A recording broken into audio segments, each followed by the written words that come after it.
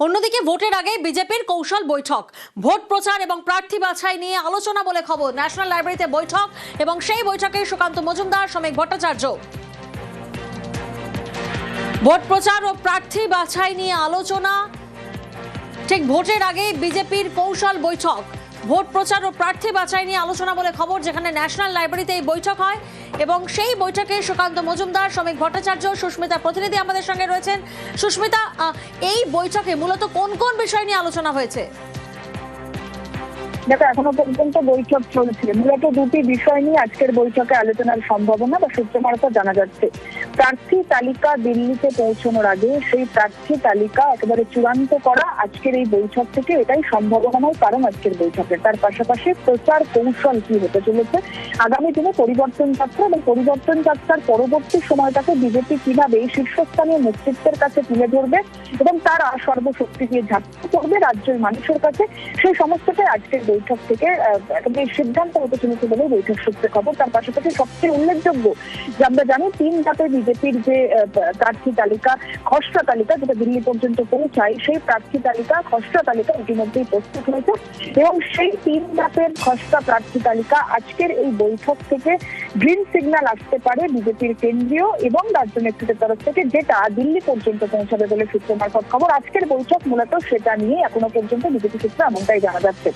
গোটা বিষয়টিকে কেন্দ্র করে এখনো বৈঠক চলছে। বৈঠকে এখনো রাজ্য বিজেপির শীর্ষস্থানীয় নেতৃত্বের পাশাপাশি কেন্দ্রীয় বিজেপির শীর্ষস্থানীয় নেতৃত্ব, যারা এ রাজ্যে নির্বাচনী পর্যবেক্ষক কিংবা কেন্দ্রীয় বিজেপির রাজ্যের পর্যবেক্ষক হিসেবে নিযুক্ত রয়েছেন, তারা প্রত্যেকেই এখনো পর্যন্ত উপস্থিত রয়েছেন।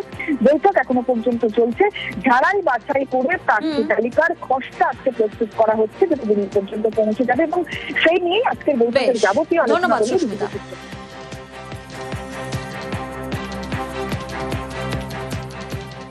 অনুপ্রবেশ ঠেকাতে হাই পাওয়ার্ড কমিটি, জনবিন্যাস পরিবর্তন খতিয়ে দেখতে এই কমিটি, হাই পাওয়ার্ড কমিটি তৈরির ঘোষণা অমিত শাহের। সীমান্ত এলাকার জনবিন্যাস খতিয়ে দেখে রিপোর্ট, কেন্দ্র সরকারকে রিপোর্ট দেবে উচ্চ পর্যায়ের কমিটি। জনবিন্যাস পরিবর্তনে ক্ষতিগ্রস্ত বাংলা বলে শাহিত। उच्च स्तर पर जनसांख्यिकी परिवर्तन की उच्च स्तरीय समिति का घोषणा किया जाएगा और वो समिति न केवल सीमांत क्षेत्र, पूरे देश के जनसांख्यिकी के परिवर्तनों को बहुत डिटेल बारीकी से अभ्यास करेगी और भारत सरकार को इस जनसांख्यिकी परिवर्तन को कुदरती बनाने के उपाय सुझाएगी। और सबसे ज्यादा प्रभावित जो क्षेत्र है जनसांख्यिकी परिवर्तन से, बंगाल, बिहार और झारखंड का क्षेत्र है। অনুপ্রবেশ নিয়ে অমিত শাহ কেন্দ্রীয় স্বরাষ্ট্রমন্ত্রী যা বলবেন, যতবার বলবেন, এই প্রত্যেকটি বক্তব্য কিন্তু তার আত্মঘাতী গোল হিসেবে চিহ্নিত হবে। যেহেতু এই সীমারেখাটা রাজ্য পুলিশ বা জেলা পুলিশ বা স্থানীয় থানার আন্ডারে পড়ে না, ফলে আমরা রাজ্যে এলে ওটা রুখবো এই কথাটার কোনো মাথামুন্ডু হয় না। কারণ ওটা তো আপনার রোখার কথা আপনি ফেল করছেন, আপনার ব্যর্থতা। ত্রিপুরায় তো বিজেপি ক্ষমতায় আছে, তাহলে আগরতলা স্টেশন থেকে রোহিঙ্গা বা অবৈধ বাংলাদেশি অনুপ্রবেশকারী ধরা পড়লো কি করে? সেখানে তো কেন্দ্রেও বিজেপি, রাজ্যেও বিজেপি। অর্থাৎ বাংলা সম্পর্কে আবার মিথ্যাভিত্তিক বিভ্রান্তি ছড়াচ্ছেন অমিত শাহ। শাহের মুখে ফের বাংলা দখল, বাংলা দখলের দাবি কেন্দ্রীয় স্বরাষ্ট্রমন্ত্রীর। ক্ষমতায় এসেই অনুপ্রবেশে কড়া পদক্ষেপ, অনুপ্রবেশকারীদের দেশ ছাড়া করার হুঁশিয়ারি।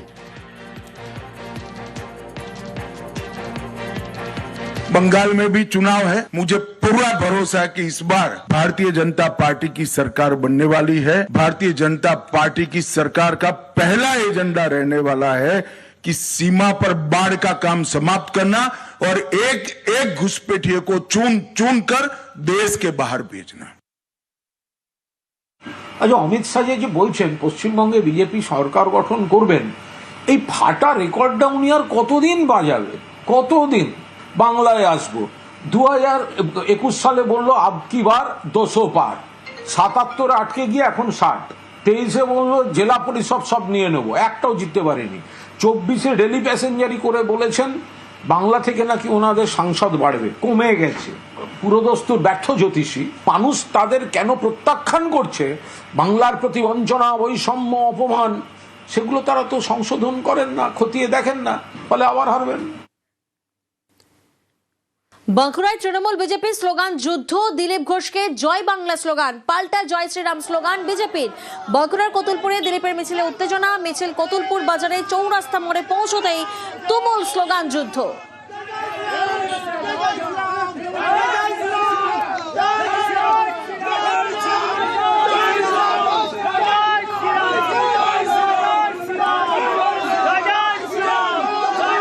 আমাকে দেখলে সবাই উৎসাহিত হয়। টিএমসির লোকেরা কি বলবে? জয় বাংলাই বলবে। আমরা জয় শ্রীরাম বলছি। জয় শ্রীরামের পাল্টা জয় বাংলা। আমি কোনো ধর্মকে হাত করে বলি নাই। হ্যাঁ এনে বা আমি ওসব ভয় করি না। আমি একটা পশ্চিমবাংলার নাগরিক হয়ে আমি এসব ভয় করি।